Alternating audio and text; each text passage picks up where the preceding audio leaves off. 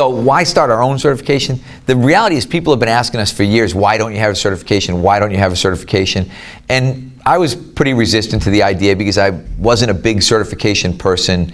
I wasn't sure how much that really mattered. But when I look at, we realized people want certifications, and then we said, well, let's come up with something that's good. Let's come up with something that'll really benefit the industry as opposed to another moneymaker. This, and people will look at it, yes, we're going to make money. Yes, it's a business. But in reality, what we want to do is put something really quality together that has a practical component. And I think that's the big key.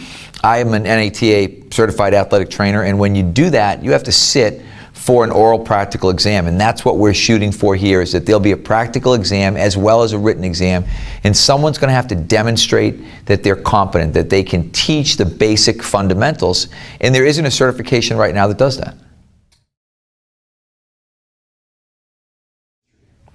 I think it benefits the industry because it gives us that real component where you look and say, hey, if I hire someone who's a CFFC, a certified functional strength coach, I'm going to know that I get someone who not only has a knowledge base, but has a movement base. I have somebody that can actually demonstrate. Because one of the things I found with some of the other certifications is I would see someone and they would say, I'm certified by blank, and then I would watch them work out and I would realize that they couldn't move, that they couldn't demonstrate, that they didn't have the fundamentals that really make you a really good trainer and make you a really good coach. We're going to make sure, again, it's not about strength, it's not about how many reps you can do at a certain weight, but it will be about your ability to demonstrate certain basic exercises with really good, solid technique.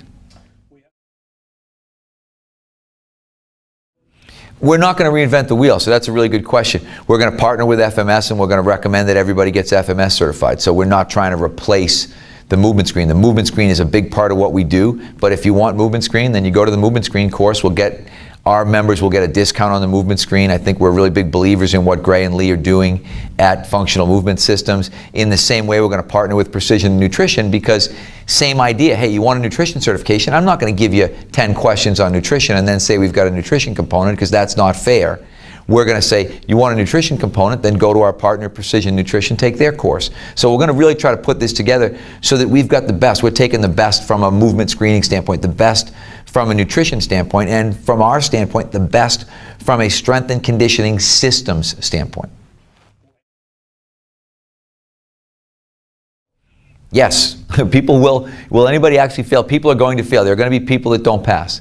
If you can't move, if you can't demonstrate, and sometimes you go to a conference and you realize, wow, I got a guy, this guy can't skip, this guy can't do a split squat, he can't do a one leg straight leg deadlift. If you can't do those things, then you're not going to pass, unfortunately, and that's the idea. I think the idea is we're going to certify people with knowledge who can move, who you can put on the floor, and they'll be able to coach.